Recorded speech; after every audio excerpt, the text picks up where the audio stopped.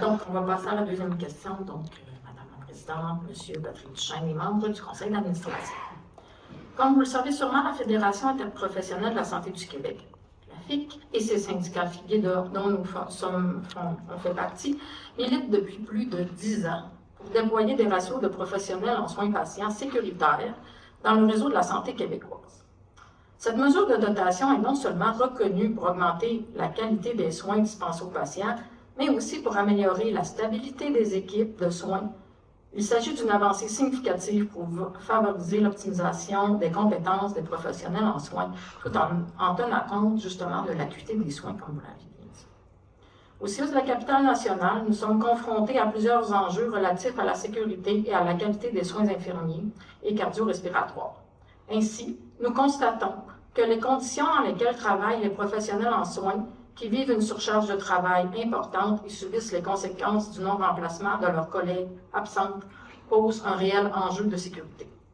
J'attire particulièrement votre attention sur les centres d'hébergement et les soutiens à domicile qui dénoncent avec force des enjeux de surcharge de travail, du non-remplacement et l'utilisation abusive de réorganisation, la colère drone et la mobilisation s'organisent. Les ratios sécuritaires sont une solution porteuse pour toutes et tous, les professionnels en soins, les gestionnaires et les patients. Et près de nous, on a des données quand même là-dessus. En 2017, il y a eu un projet pilote sur les ratios à l'Hôpital général de Québec, un projet pilote qui a eu vraiment des retombées significatives et très positive. Madame Sandra Racine était partie prenante à l'époque, là, on pourra aussi vous en parler, mais autant pour les professionnels où il y avait diminution du taux d'absentéisme, amélioration du bonheur au travail, ils ont même coté ça quand même, c'est pas rien. Et puis sur les patients, il y a des patients qui étaient déconditionnés, puis là, le fait qu'on ait le temps de les lever, de s'en occuper, ces gens-là se sont remis à marcher, des gens qui ne marchaient plus depuis des mois. Donc c'est quand même significatif. Des gens, au lieu de leur donner une pilule quand ils étaient pour être en crise ou être anxieux, si on avait le temps de s'en occuper, de faire des activités avec eux, on diminuait la prise de médication pour ces patients-là. Fait que vraiment, ça, ce n'est que quelques exemples, mais c'est pour vous imaginer à quel point ça peut être positif quand on a les bons ratios. Ça, c'est pour le volet ici, plus près, mais je vais laisser mon collègue s'exprimer pour le volet plus... Peut-être juste, Madame Lajoie, vous allez nous poser votre question. Oui, pour la deuxième question. Oui, je vais la poser après. OK, parfait. Jérôme Rousseau, vice-président de la FIC au niveau national, Madame Guérette, Monsieur Duchesne, les membres du conseil d'administration. Je me permets d'éclairer le conseil d'administration sur la question des ratios. La question n'est pas de savoir si c'est une bonne solution. Elle a été prouvée. Elle est en déploiement partout à travers le monde. Actuellement, en Colombie-Britannique, ça fait 3 ans que les directions cliniques, l'infirmière en chef en Colombie-Britannique, de concert avec les établissements de santé, déploient des ratios. Tout dernièrement, il y a 2 semaines, le Manitoba a adopté une loi sur la question des ratios.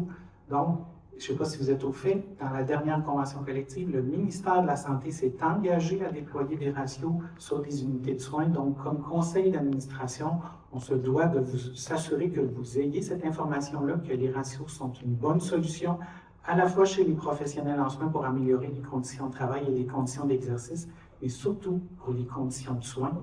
Donc, la question n'est pas de savoir si c'est une bonne solution, la question est de savoir quand ça va être fait. Et vous, comme membre du conseil d'administration, vous avez le devoir de questionner Santé Québec et le ministère de la Santé pour être capable que ça soit instauré rapidement, malgré les enjeux de pénurie qui existent dans la même situation que le Québec dans les autres provinces, c'est en train d'être déployé.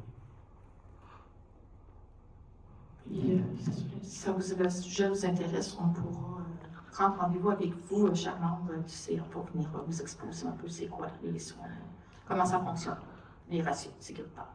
Donc, la question, c'est face à la surcharge de travail critique constatée dans la quasi-totalité des secteurs d'activité du CIUS de la capitale nationale et au risque direct que cela pose pour la sécurité des patients et la santé physique et psychologique des professionnels en soins, de quelle manière le conseil d'administration entend-il collaborer avec notre organisation syndicale pour analyser l'implantation de ratios sécuritaires comme solution structurante et durable?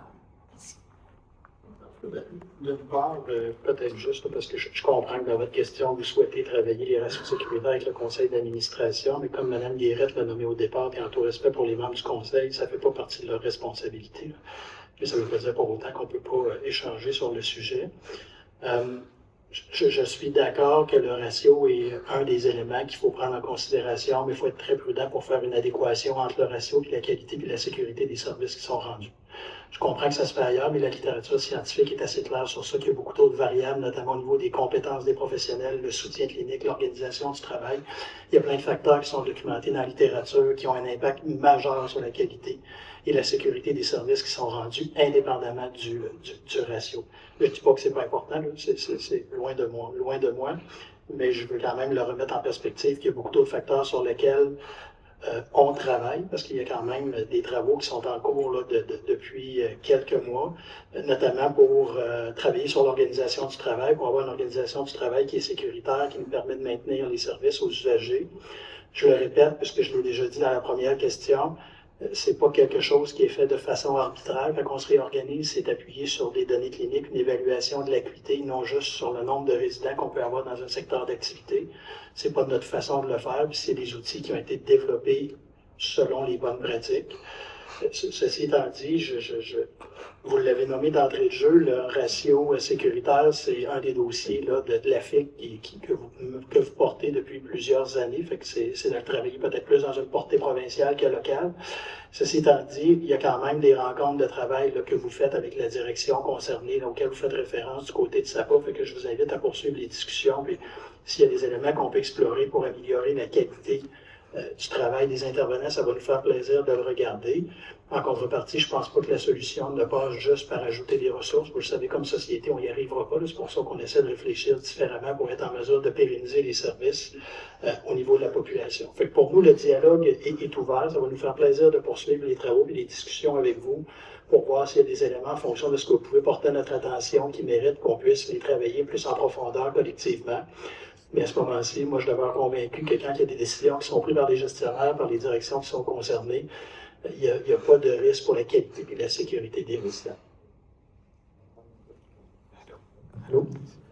Preuve que peut-être un dialogue serait intéressant. La question des ratios n'est pas uniquement un ajout de personnel. Et je me permets d'ajouter qu'il n'y a pas beaucoup d'études sur les plans de contingence qui viennent prouver que la qualité et la sécurité des soins est assurée. Malgré qu'il y a énormément d'études sur la question des soins infirmiers et la question des ratios.